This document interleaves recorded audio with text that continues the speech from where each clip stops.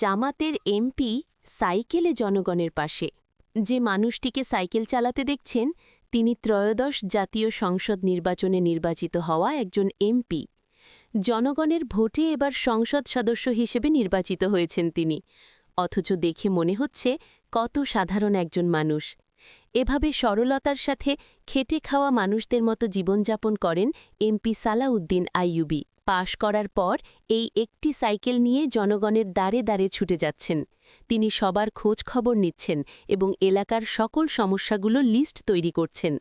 যেখানে বর্তমানে এমপি মন্ত্রীরা কোটি টাকার বিলাসবহুল গাড়ি এবং শক্ত প্রটোকল নিয়ে ঘোরাফেরা করেন, সেখানে পুরোপুরি ব্যতিক্রম গাজীপুর ৪ আসনের এমপি সালাউদ্দিন আইয়ুবী।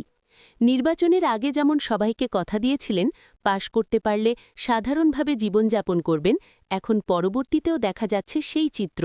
সাইকেলে করে গ্রামে, বাজারে, হাটে ঘাটে জনগণের দ্বারে দ্বারে পৌঁছে যাচ্ছেন তিনি। এমন একজন প্রতিনিধি পাওয়া সত্যিই তো সাধারণ মানুষের কাছে ভাগ্যের ব্যাপার। তাছাড়া পোশাকের দিক থেকেও একেবারে সাদামাটা এমপি সালাউদ্দিন। সাদা একটি পাঞ্জাবির সঙ্গে টুপি ও পায়জামা, একেবারে সাধারণ মানুষের মতো চলাফেরা করেন তিনি। দামি গাড়ি ব্যবহার তো দূরে থাক, রিকশাতেও সচরাচর চলাচল করেন না তিনি। এই একটা কালো রঙের পুরনো সাইকেল দিয়ে পৌঁছে যান সবার কাছে। সালাউদ্দিন আইয়ুবী ছিলেন বাংলাদেশ ইসলামী ছাত্র শিবিরের সাবেক কেন্দ্রীয় সভাপতি। এবার তিনি দাড়িপাল্লা প্রতীকে গাজীপুর ৪ আসন তথা কাপাসিয়া অঞ্চল থেকে প্রতিদ্বন্দ্বিতা করেন, যেটি কিনা একসময় আওয়ামী লীগের ঘাঁটি বলে বিবেচিত হতো।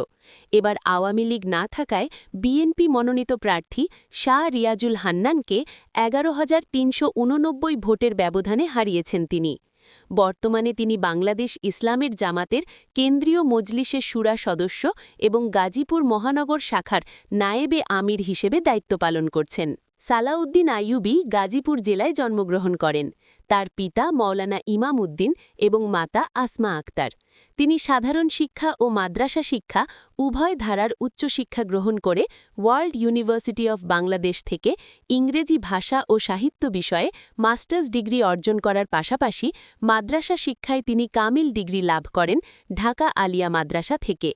ফাজিল ও আলিম সম্পন্ন করেন মহাখালী দারুল উলুম হোসাইনিয়া কামিল মাদ্রাসা থেকে এবং দাখিল সম্পন্ন করেন রায়ে দারুস সুন্না দাখিল মাদ্রাসা থেকে।